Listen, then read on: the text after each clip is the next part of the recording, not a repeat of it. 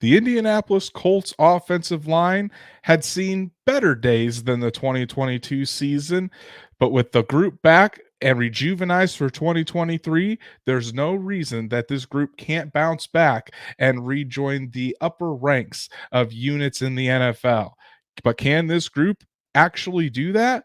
Let's talk about it. Welcome to the Horseshoe Huddle Podcast presented by Fan Nation on SI.com, part of the Fans First Sports Network. My name is Andrew Moore, and I'm joined with my colleague and co-host here at Horseshoe Huddle, Drake Wally.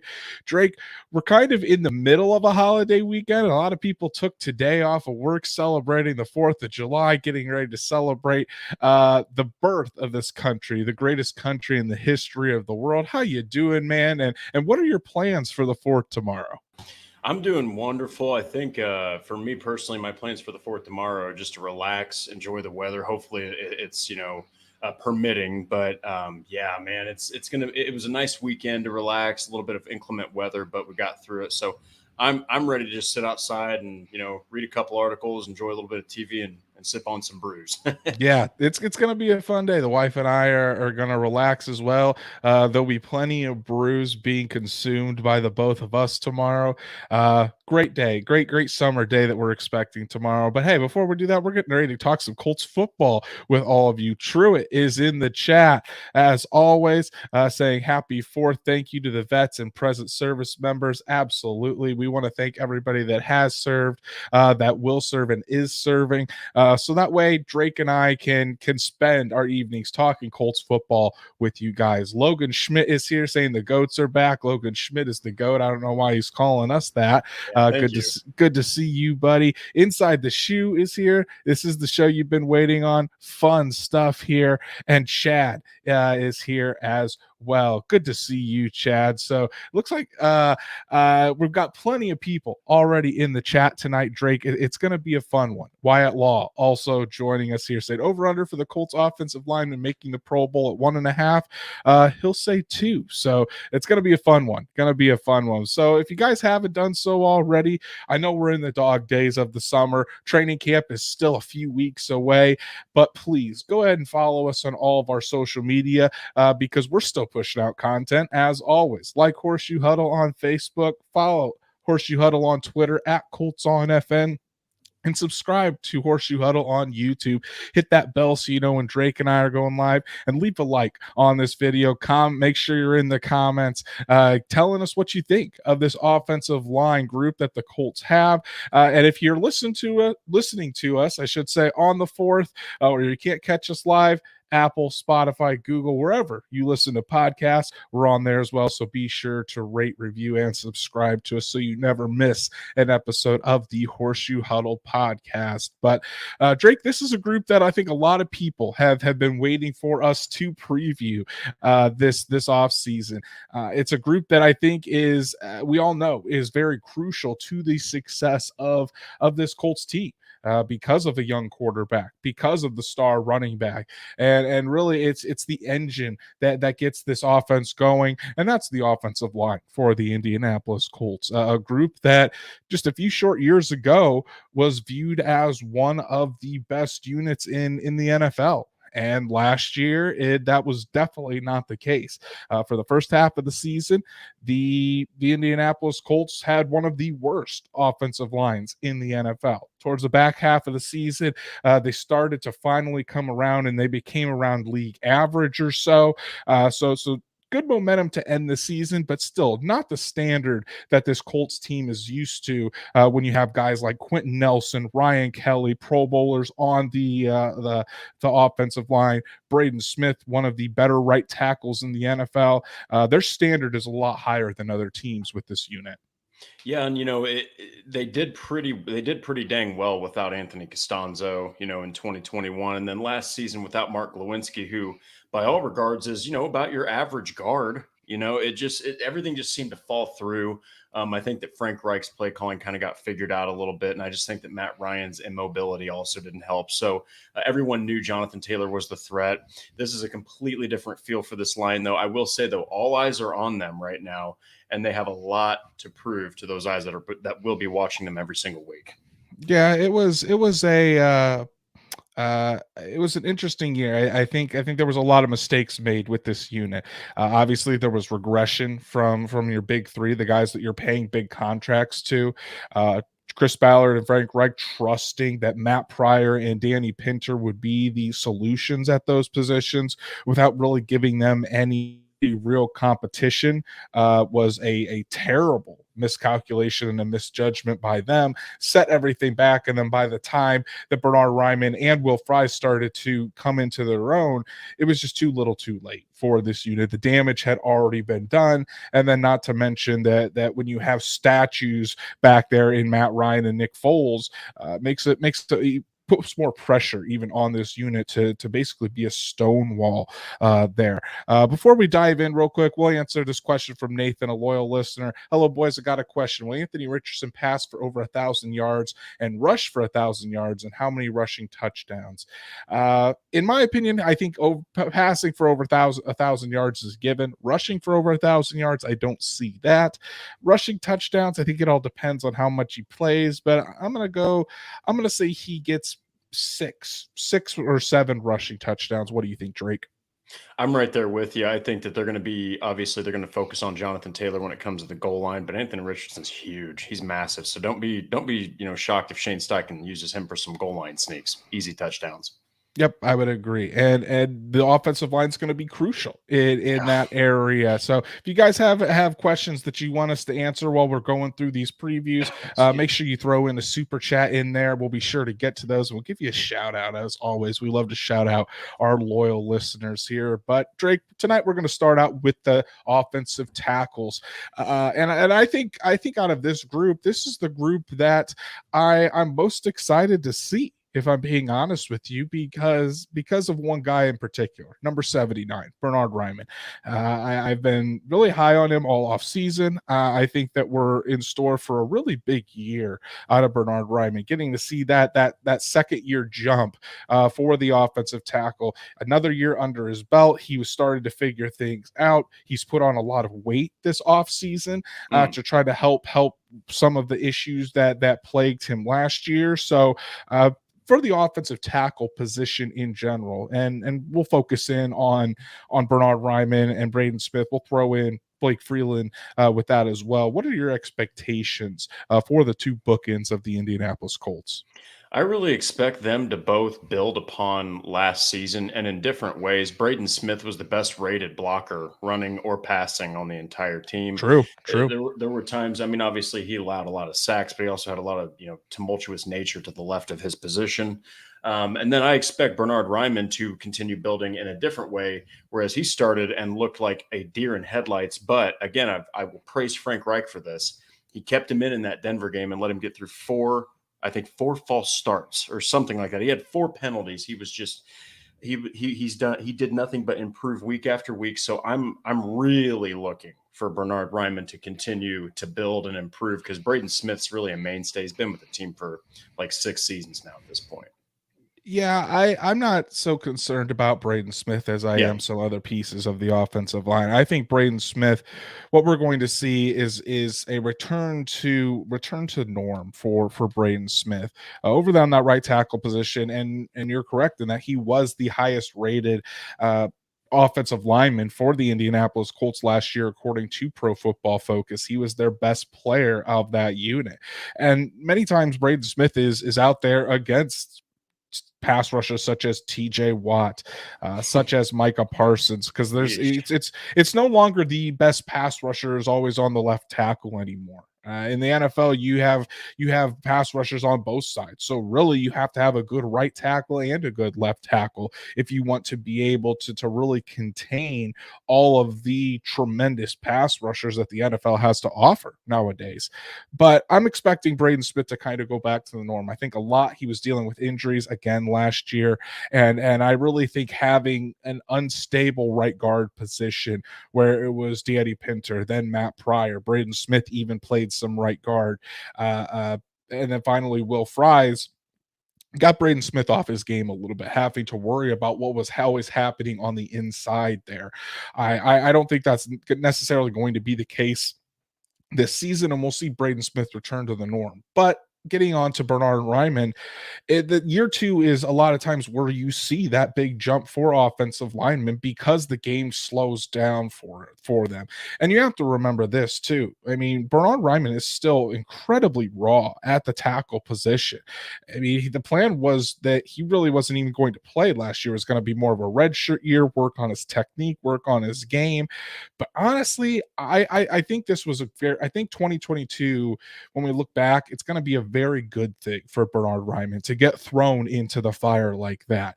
Kind of a trial by error. You're not really going to get much better without those live reps going against some of the best pass rushers in the NFL and learning through that. And Bernard Ryman was able to go through those tough times. He was able to be one of the best tackles as far as ratings are concerned by Pro Football Focus over the last few weeks of the season. I was there in Dallas watching Bernard Ryman go head to head with Michael Parsons, one of the best pass rushers in the NFL, and he held his own for the most part. That was very encouraging to see. So I think the Colts are in a good spot with their bookends. That doesn't mean I don't think that there needs to be some competition there, because I think competition helps everybody. But I think you can feel confident going into this 2020 with Bernard Ryman at left tackle and Braden Smith at right tackle.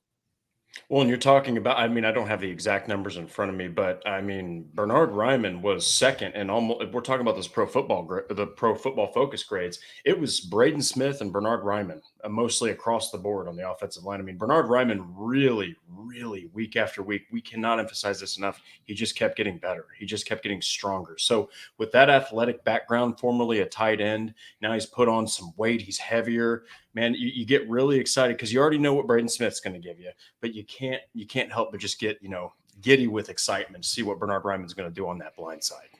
Overall, Braden Smith was the 18th rated tackle last season, and Bernard Ryman was the 25th rated tackle in the NFL, according to Pro Football Focus.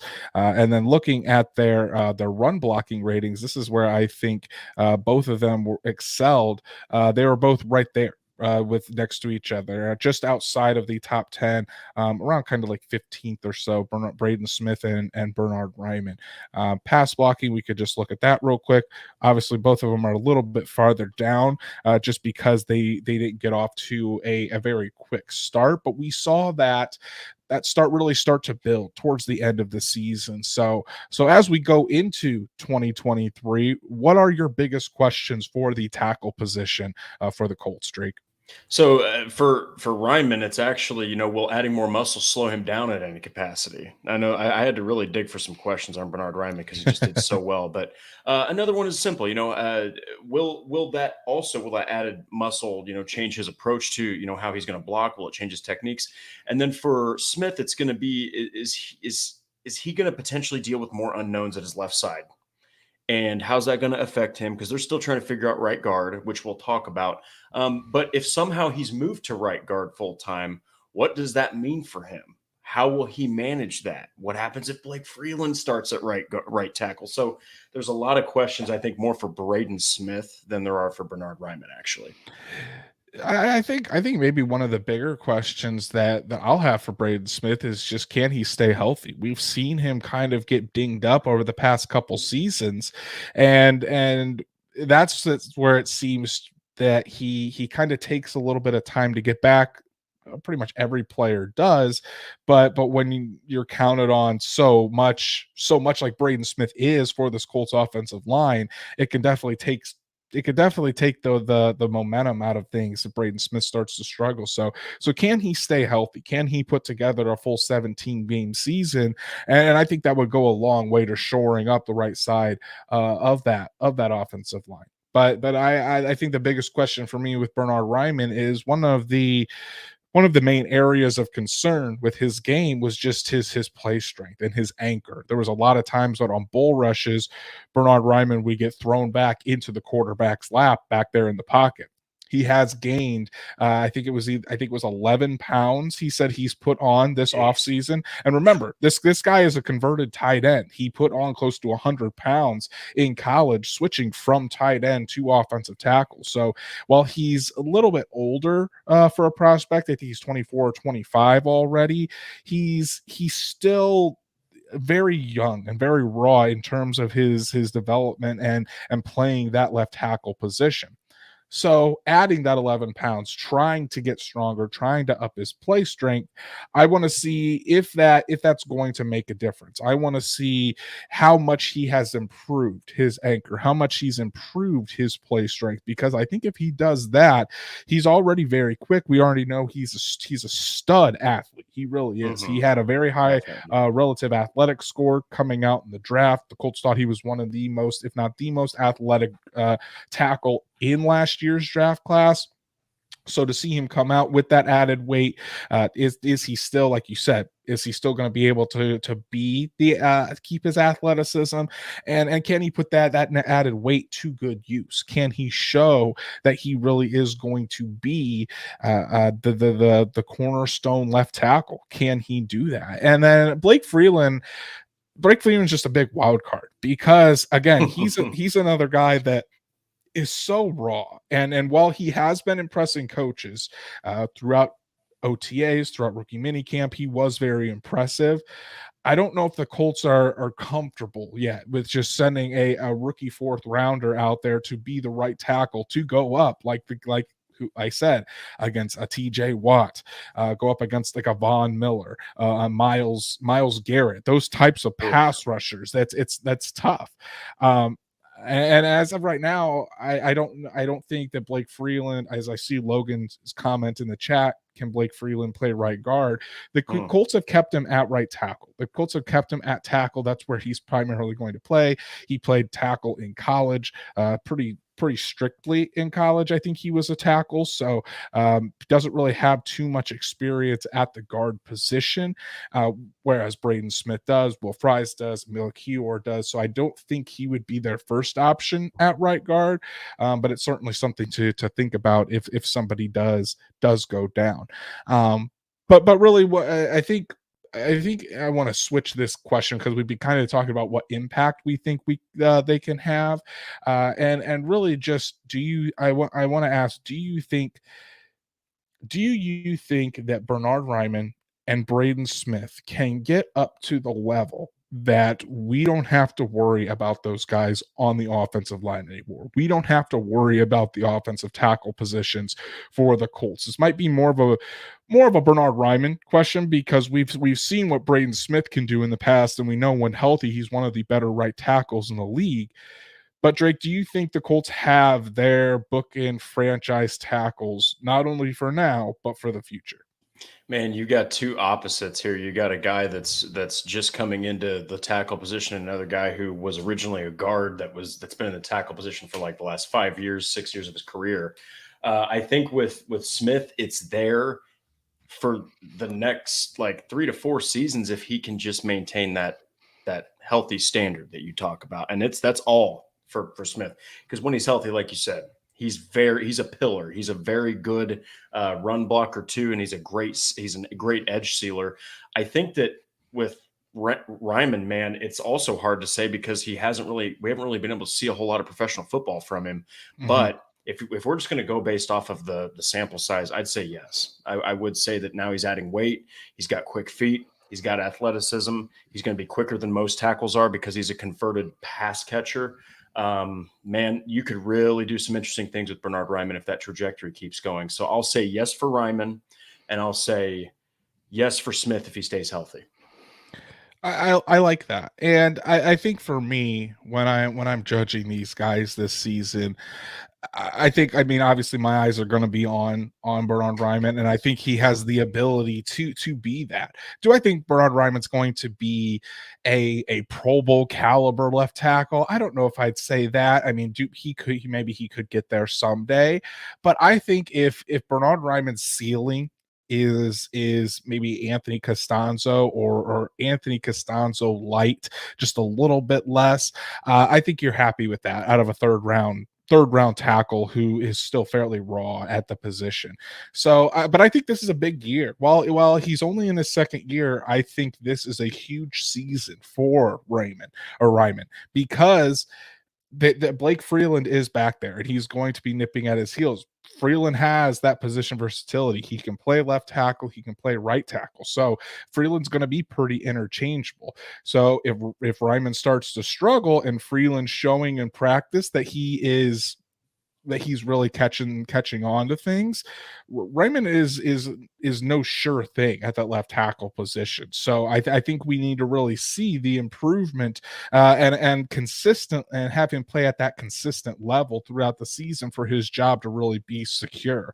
Plus, this 2024 draft class looks like it's going to be a very deep one for offensive tackles again. Mm-hmm.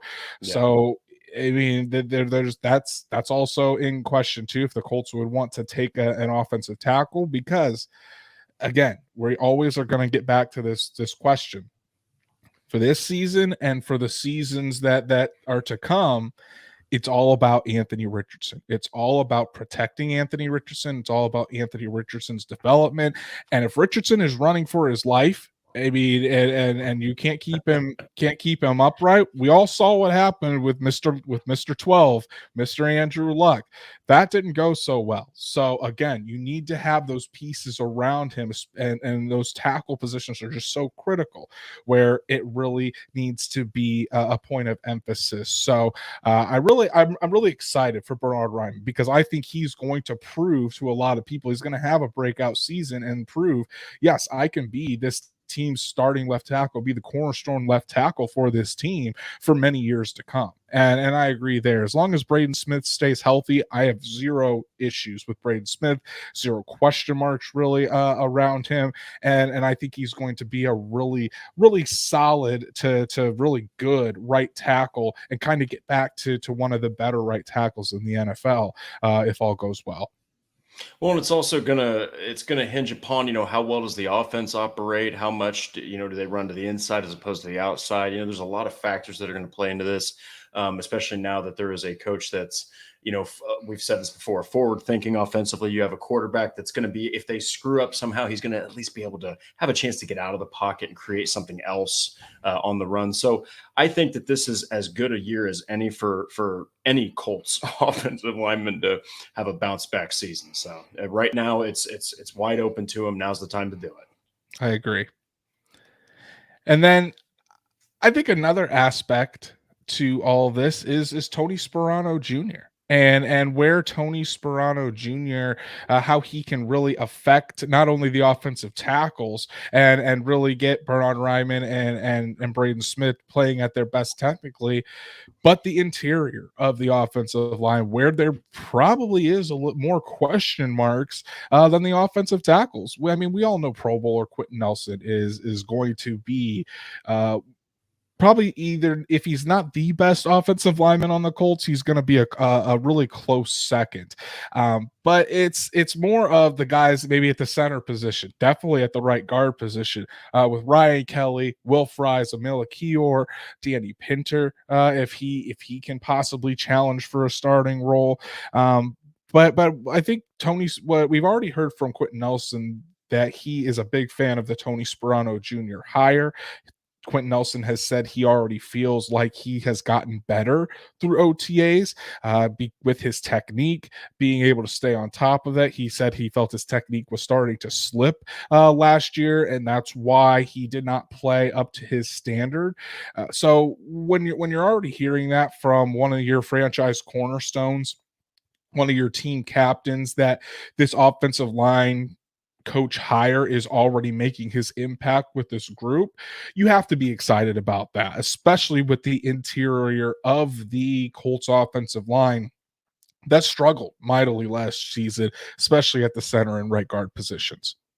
Well, and we've talked about it. Like, yes, any pressure is not good for a quarterback, but it's that internal pressure that's just the hardest to deal with, because then you have to bail. You can run away from one side, but you have to like almost abandon the entire play almost, especially when you have a statue back there. Then you also have to factor in that those are sometimes the guys that are pulling, they're really punching holes in the defense to get Jonathan Taylor and other running backs those gaps that they had in 2021, where you'd see him running 80 yards down the field.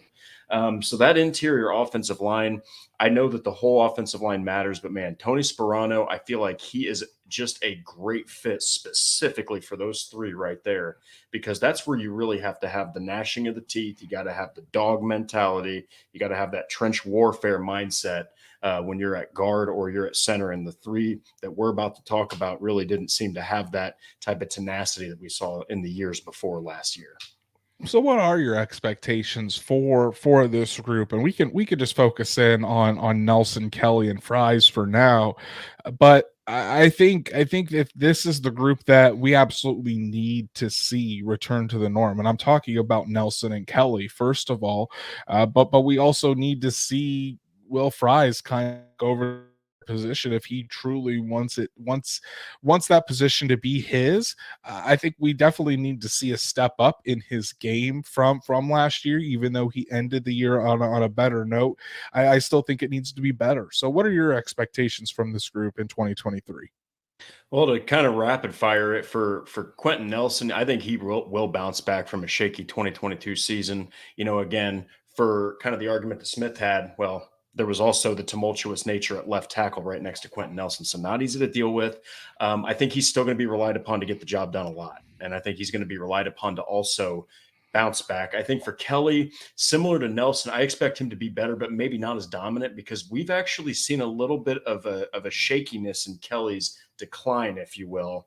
I think that now, due to certain circumstances being different for him, which we don't need to get into, it's very obvious what happened that was so good in his life. Maybe now he can focus on football.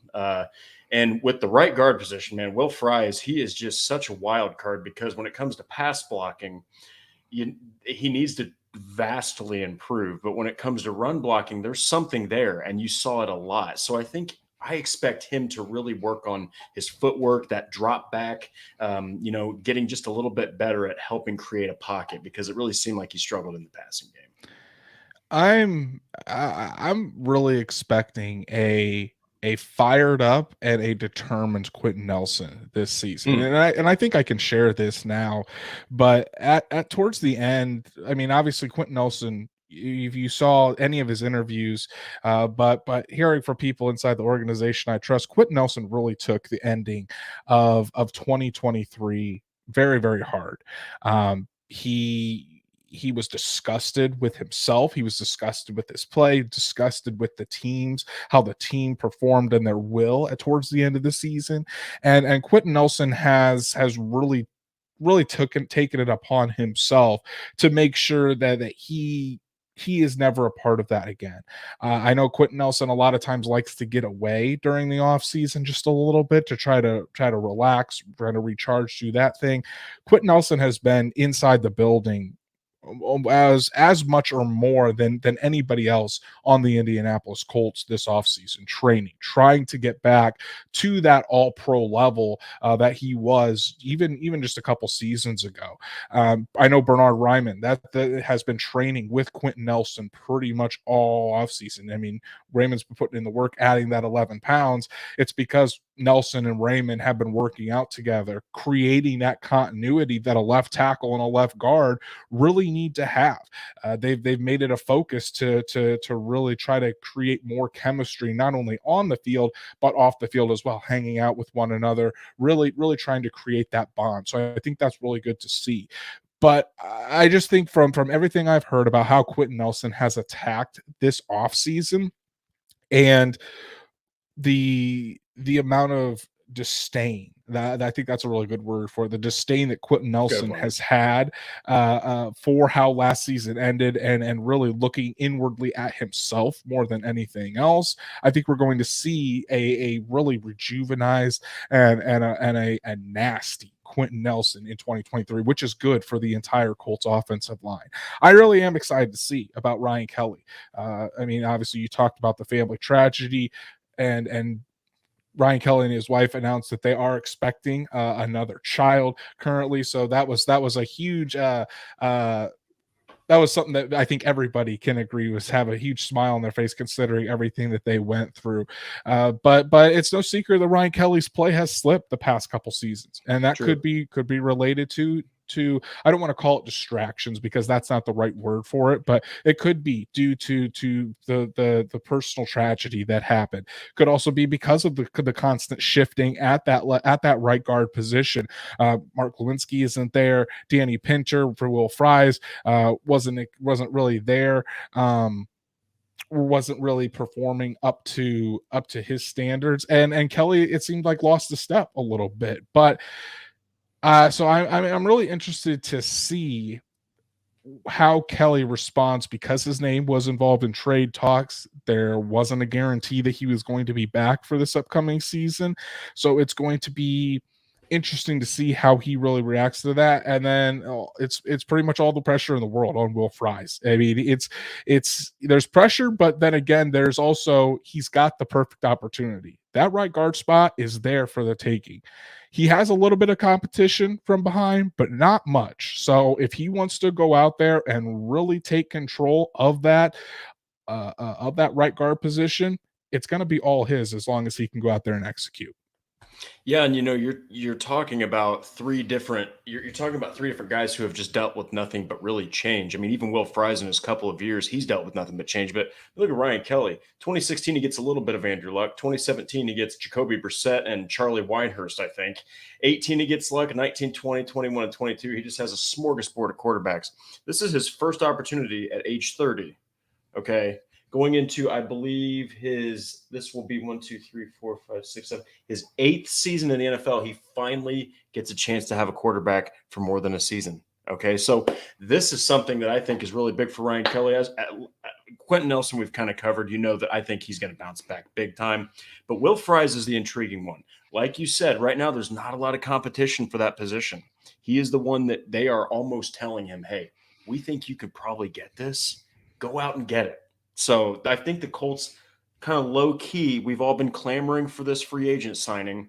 I think that they believe in Will Fries. I really think that they think he's got all the tools to make that right guard position something you just don't have to worry about, kind of like left tackle, left guard, and all that stuff. Yeah, and I think we, as we move along to what our biggest question marks are, my biggest question mark for Will Fries is what is his ceiling, really? Because again, he was a 7th round pick out of Penn State. He worked it. He was on the practice squad for most of his first year. Or actually, I think he was on the practice squad for maybe a couple, but they elevated him to the active roster and kept him on there all year. They felt good about Will Fries. Then, I mean, last year he comes in a starting role, and he got better with those reps. But again, what is his ceiling? How much better can Will Fries get? Is he limited athletically, where he's not going to be able to stay up with, or stay with the quickness of some of those interior defensive linemen? And if he does have a lower ceiling, how far is it going to be able to get him? I know Will Fries is a student of the game. He is one of the hardest workers in that Colts locker room, so he's certainly going to give it his all. There's no question about that. Just, can he really take that right guard spot and make it his own? Make it so there isn't a debate of where this team should go with that position. And then again, you just mentioned it. Ryan Kelly is 30 years old.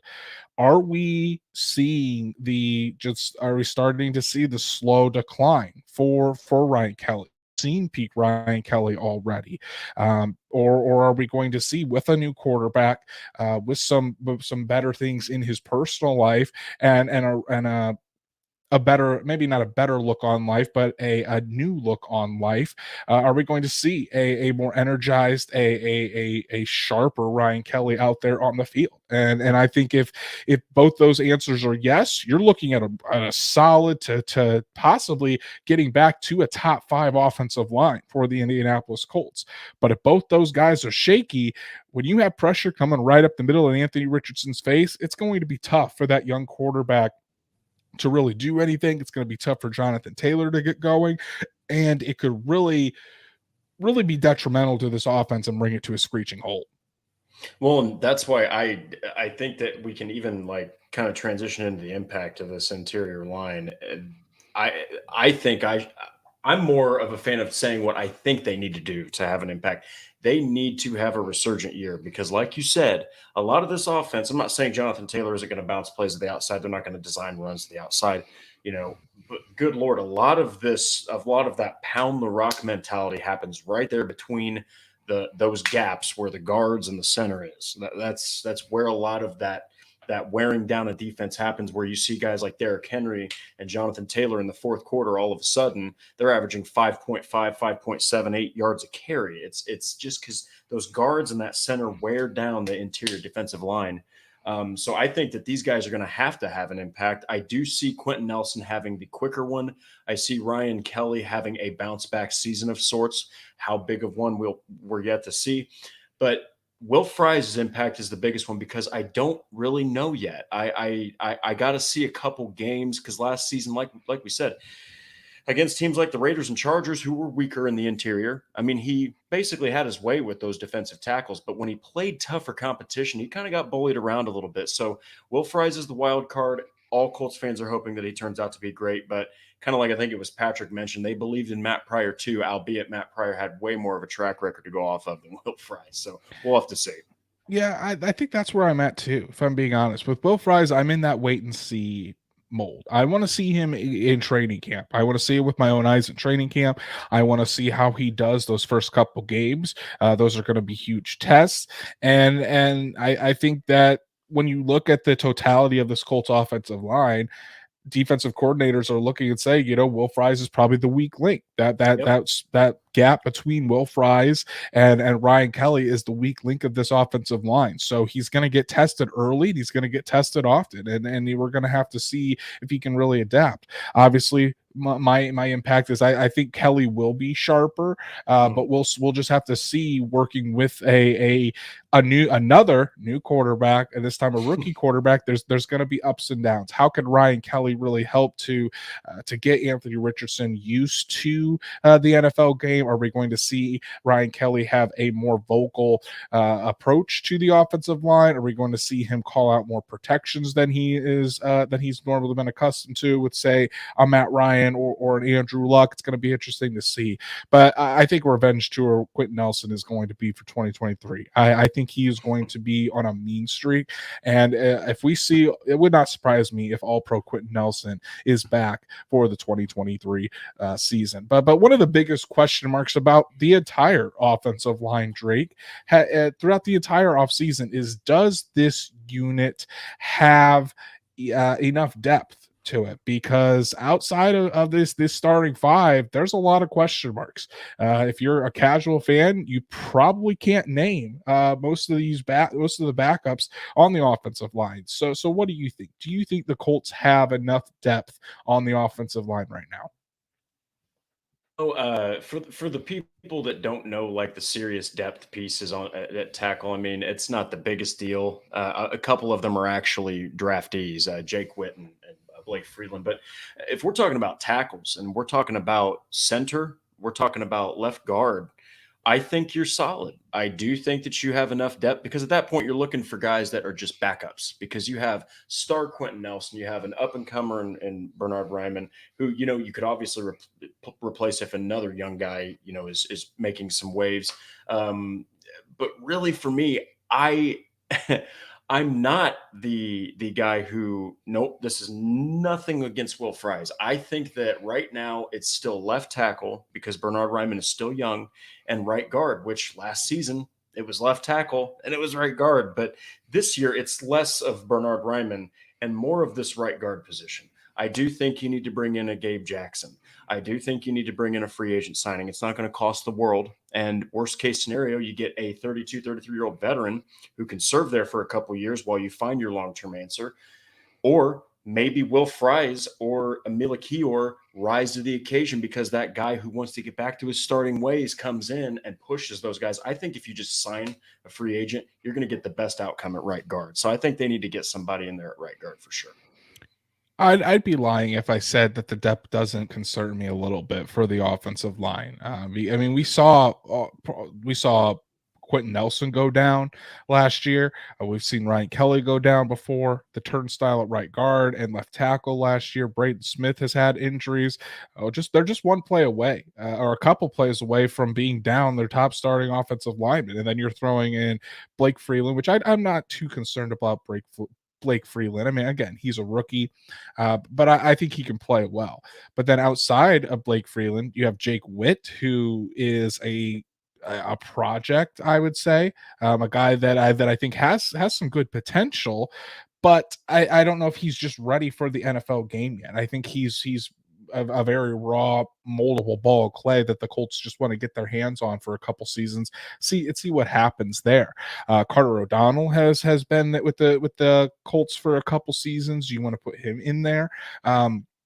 And then when you I think I feel a little bit more comfortable with the interior depth, just because you have a Kior, Danny Pinter, Wesley French can play some either some guard or some center, but still none of those guys are going to blow you out of the water. So do I think the Colts should sign a look for a free agent or to add some depth? Certainly, I think that's going to be an option. I think the Colts will look throughout training camp and throughout the preseason to keep their eye on guys that are excelling or might be able to be picked up after cuts. That's certainly an option, but I would become more comfortable if they went out, added some depth pieces either to tackle or to guard, just to really fortify that offensive line. Because if one of your starters goes down, I think there's a real big drop off for most positions in the backup roles. So to kind of cap off our talk about the offensive line tonight, Drake, as we've done with all these positional previews, we're going to predict the depth chart, or at least predict who we think makes the roster on the offensive line. So if you want to give me your starting offensive line, and then kind of who your depth pieces would be, we can kind of clump this group all together. So give me your starting five, and then give me what your backups are. How many offensive linemen you think the Colts keep on the final 53? So left to right, it's going to be Ryman, Nelson, Kelly, Fries, and Smith. I think the wild card here is Ryman, Nelson, Kelly. If this ends up falling through, I don't think this is a good thing if this ends up happening, but maybe it would bring out the rookie. You'd have Ryman, Nelson, Kelly, Smith, and Freeland. That's kind of the wild card. I do think though that for left tackle, I think Carter O'Donnell is still going to stay on the team. I do think Emil Kior is actually right now he's slated to back up Quentin Nelson, so I like that. Wesley French is going to be on the team regardless. Danny Pinter, those guys can both play guard. They can both play center. Obviously, Pinter struggled at guard, but hey, maybe his second year, maybe he's a little better. I also think that they're going to keep. I think that Jake Witt, like you said, he might be more of a practice squad or a third stringer, but Blake Freeland, watch him because he's a swing tackle. He can come in there and he can play left. He can come in there and he can play right. If they really feel like they are falling through a hole at right guard, they might take a chance on him. You just never know. I mean, they got to fix something for Anthony Richardson. You can't play around with the offensive line. You don't have a 15, 16-year vet back there, anymore. So I do think they're gonna keep a lot of those guys. But again, like you said, do not be surprised. I think the two areas they need a free agent are cornerback, and I think the offensive line. I think they need to add depth to the offensive line somehow. Okay. Yeah. Do you think they keep 10 guys on the offensive line then? I think they should. Okay. Just to make absolutely sure, because you're talking 5 positions, each one has their own respective backup. I think that is the least. I think you might even push 11, 12. Okay, that's interesting, because I know you want to have a bunch of depth guys in there, but it's also, I mean, again, it's going to be a numbers game. Some of these guys are going to be cut just because the Colts can't keep everybody. But I would agree. I think it's going to be Raymond, Nelson, Kelly, Fries, Smith as the starting five. I think when you're looking at your backups, I think Blake Freeland's going to be your swing tackle. He can play left, he can play right. I think he is going to be that tackle that you really look to. And then when you're talking about as far as on the interior, I would say Danny Pinter makes the roster, Amila Kior makes the roster, and then I'm going to go with Wesley French. I think Wesley French makes the roster as well. Now you look at that, and that's three interior guys, only one tackle, but I think you can get creative there if you need to. Again, Freeland could play either tackle. We've seen Quentin Nelson play left tackle in a pinch. I think Will Fries played tackle at Penn State. So just if he had to go out there as a tackle in a pinch, you could move a Kior up to a right guard, Danny Pinter, Wesley French. Those guys can kind of be placed wherever along the interior. But I think 9 guys is where we're going to see the Colts keep 8 or 9 guys on that offensive line. Connor O'Donnell, he re-signed, but again, I'm not sure if he is going to be someone that they keep. I think he is on the very fringe of the roster. Wouldn't be surprised if they do keep him, if they want to eliminate, say, like a Wesley French. But we'll have to see there. And Jake Witt, yes, he was a 7th round pick. But again, I think he's going to need some time. And I feel like you can stash Jake Witt on the practice squad better than you can some of these other positions that the Colts are going to have to make decisions with. So, but I think we can all agree that it's going to be very interesting to see how this offensive line does. And it's one of the more crucial units for the success of not only this team, but for the development of Anthony Richardson as well. Yeah, and maybe I've been thinking about it. Maybe 12 was pushing it. I just have shakes from just how bad the offensive line looked at times. So 9 or 10 definitely sounds more realistic, regardless of how they build the depth. Just build it as a good course, so that if one guy goes down, you don't have to frantically search for the replacement, so that you've got all of this dysfunction happening at the most important area of the offense for a guy like Richardson.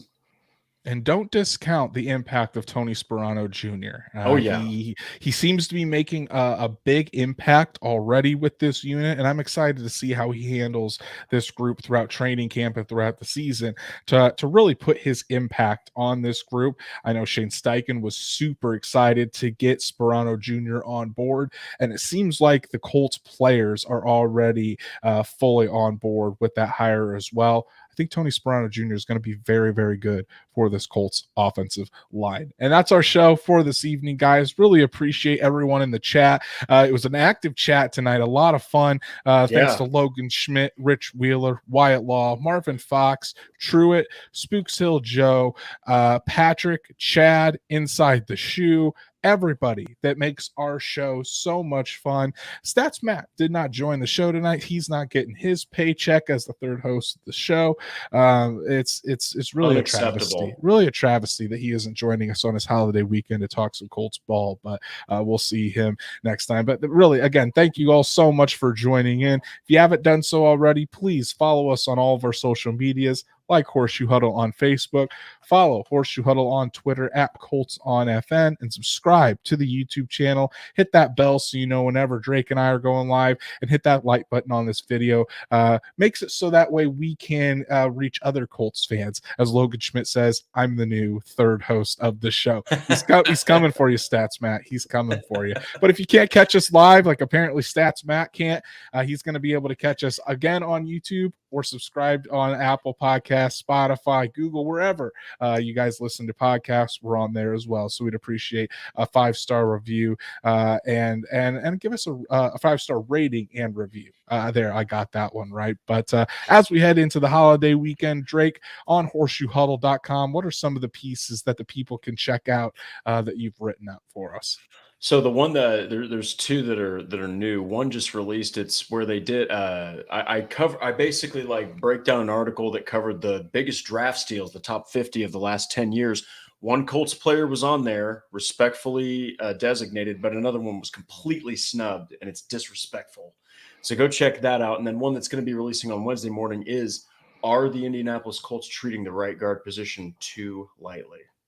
Awesome. Yeah, fun pieces. Definitely make sure to go give those a read. And as for me, grinding away at rookie files like every summer. Josh Downs rookie files released this morning, Monday morning, on horseshoehuddle.com. Not only is Josh Downs have a father that played in the NFL, his uncle played in the NFL, and so this makes the third member of the Downs family that has played in the NFL, with and possibly a fourth coming along, as Josh Downs' brother is a freshman, a high profile recruit at the University of Alabama with Nick Saban. But there's a chance Josh Downs could have the most successful career out of all of those. So go check that out. And then tomorrow, to start your 4th of July, Blake Freeland, his rookie files piece is dropping as well. Now, this one's a fun one. I'm in the midst of writing this one right now, so that will be live tomorrow morning on horseshoehuddle.com. Make sure to check that out. You can follow Drake at DWalsterDrake. You can follow me at Andrew Moore NFL. And we will be back Thursday night to talk about the defensive end positions. Kwity Paye, Dio Dangbo, Samson Ebukam. A lot of fun names to talk about there, and what they could potentially do this season as the pass rushers for the Indianapolis Colts. So make sure to join us Thursday night. And until then, have a great 4th of July, everyone. Be safe. Enjoy some brewskis. If you're 21 or over, enjoy some fireworks. And we will see you to talk more Colts football on Thursday.